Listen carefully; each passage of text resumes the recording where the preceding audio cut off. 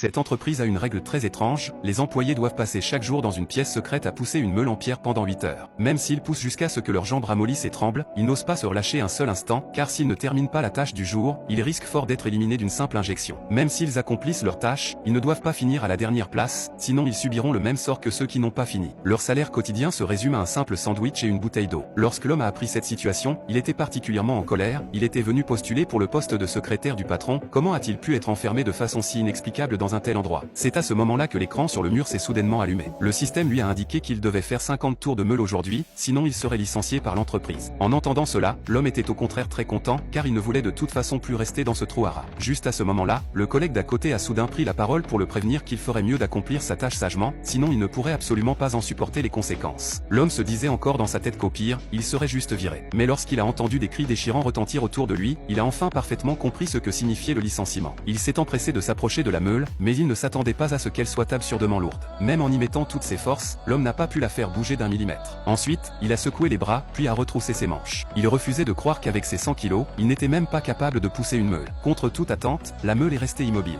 Voyant que le temps imparti allait bientôt s'écouler, l'homme a rapidement rassemblé toute son énergie, et a finalement réussi à faire bouger la meule. Mais les choses étaient loin d'être terminées, il devait lui faire 50 tours complets pour valider la tâche du jour. Cependant, en guise de récompense pour avoir achevé le premier tour, le système lui a offert un verre d'un alcool spécial. C'est ainsi que l'homme est officiellement devenu un employé de cette entreprise. Les jours ont passé, il poussait la meule avec de plus en plus d'aisance, au point de pouvoir accomplir chaque jour le double de la tâche exigée. Il ne se doutait pas que c'était précisément cette attitude qui allait par la suite attirer un désastre destructeur sur ses autres collègues. En récompense du dépassement de son quota, l'eau et la nourriture qu'il recevait étaient doublées par rapport aux autres. Cependant, il y avait aussi de nombreux collègues qui n'arrivaient même pas à terminer la tâche de base. Chaque nuit, l'homme pouvait entendre les cris d'agonie de ces personnes, ce qui l'a empêché de jamais passer une bonne nuit de sommeil. Bien qu'il soit là à pousser la meule depuis plus de 6 mois, son poids n'a absolument pas changé. Mais ce n'était pas le plus important. Lorsque le collègue d'à côté a appris que l'homme poussait 100 tours par jour, il a été choqué sur le coup. Il s'est dit en lui-même, ce type ne serait-il pas recruté exprès par l'entreprise pour stimuler la concurrence? S'il le laisse continuer ainsi, il va certainement se passer quelque chose de grave. Car si jamais l'entreprise découvrait que la limite des employés est bien au-delà de 50 tours, il y a de fortes chances qu'elle augmente alors les exigences pour tout le monde. Il a vite dit à l'homme qu'il suffisait d'en faire juste un peu plus que la tâche de base chaque jour, pourvu de ne pas finir dernier. Le plus important, c'était de ne surtout révéler à personne sa quantité de travail quotidienne, sinon, en l'apprenant, l'autre pousserait 2 tours de plus que lui pour le repousser à la dernière place. L'homme a bien compris ce principe, mais en pensant à sa femme enceinte restée à la maison, il se sentait rempli de motivation. Il a de nouveau battu son propre record en effectuant 150 tours d'une traite. À ce moment-là, quelqu'un a frappé à sa porte. Le personnel lui a dit de se dépêcher d'aller à la porte. En entendant cela, l'homme a tout de suite paniqué, il avait pourtant largement dépassé son quota, comment pouvait-il encore être licencié? Mais l'employé l'a complètement ignoré et s'est contenté de lui crier dessus sans arrêt pour lui ordonner de se ramener sur le champ. Ensuite, il lui a demandé de se déshabiller entièrement. Face à une telle exigence, bien que l'homme soit plein de doutes, il n'a pu qu'obéir docilement. Très vite, il s'est retrouvé complètement nu. Enfin, le personnel a ouvert la porte. Après avoir été piégé ici si longtemps, pouvoir sortir devrait être une bonne chose, mais il ne pouvait ressentir aucune joie à présent, car il ignorait ce qui l'attendait. Après être sorti, la machine devant lui a soudain craché de l'eau. La seconde suivante, l'employé lui a jeté un morceau de savon. Il s'est avéré que la récompense pour avoir terminé 150 tours était de pouvoir prendre une douche. Après s'être lavé, l'homme a longuement réfléchi, se pourrait-il que plus il fasse de tours, plus la récompense soit belle? Peut-être qu'à la fin, il pourrait même retrouver la liberté. À cette pensée, son corps s'est de nouveau rempli d'énergie, et il a fait 370 tours d'une traite. Une fois terminé, il s'est assis pour se reposer, satisfait, se disant qu'en ayant dépassé son quota de 6 fois, il devrait enfin pouvoir sortir, n'est-ce pas? Cependant, juste au moment où il rêvait de liberté, le système a soudain émis un son.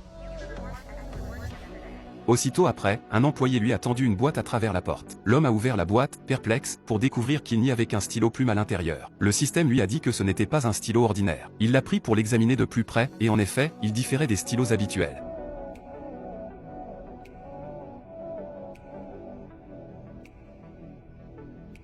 Il faut avouer que cette récompense était d'un pragmatisme déconcertant. L'homme s'est dit qu'il avait peiné pendant des heures pour faire 370 tours, tout ça pour recevoir finalement un stylo, et il s'est mis sur place à insulter le système. Mais après s'être emporté, il l'a regretté, le système avait contre toute attente modifié sa tâche quotidienne pour la fixer directement à 370 tours. Le système a ajouté qu'en tant qu'employé, il fallait oser défier ses propres limites au travail, que l'entreprise croyait beaucoup en lui, et qu'il travaillait plus dur que les autres.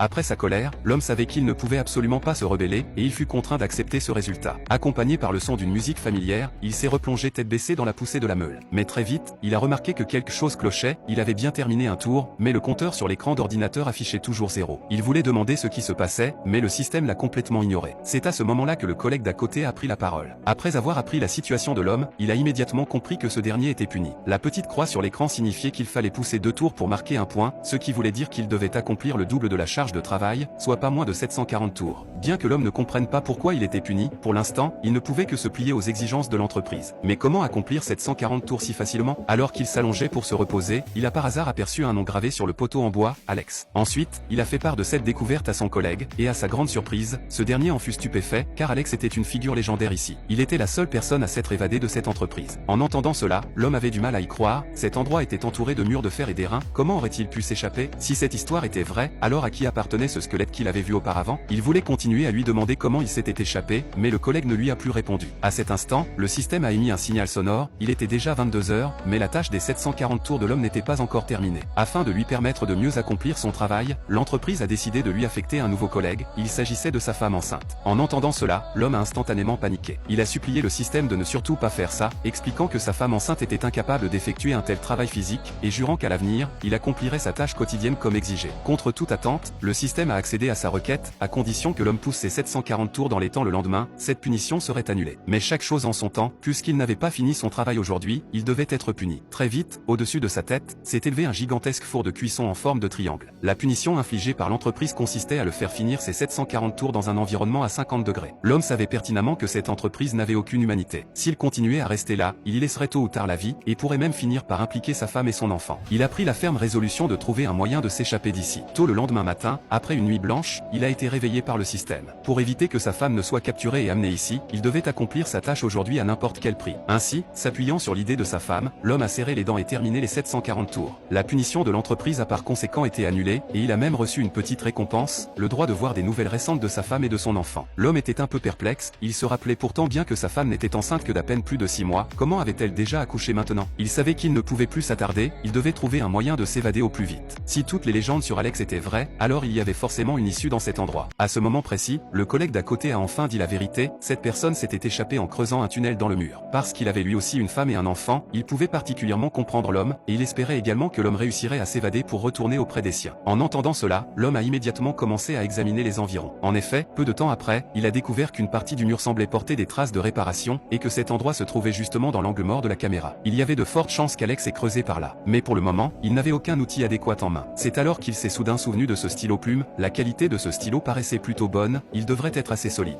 Aussitôt dit, aussitôt fait. Dans les jours qui ont suivi, en dehors de l'accomplissement de son travail quotidien, il a utilisé tout le reste de son temps pour creuser le mur. Le temps a passé jour après jour, le trou qu'il creusait devenait de plus en plus grand, et le corps de l'homme devenait également de plus en plus robuste. Les 370 tours étaient devenus un jeu d'enfant pour lui. Finalement, 6 mois plus tard, ce trou a été complètement percé. Il s'y est faufilé avec impatience, pensant qu'il allait pouvoir quitter cet endroit maudit immédiatement, mais qui aurait cru qu'à peine sorti, il tomberait nez à nez avec les gardes. Lorsqu'il s'est réveillé de nouveau, l'ouverture du trou avait déjà été rebouchée.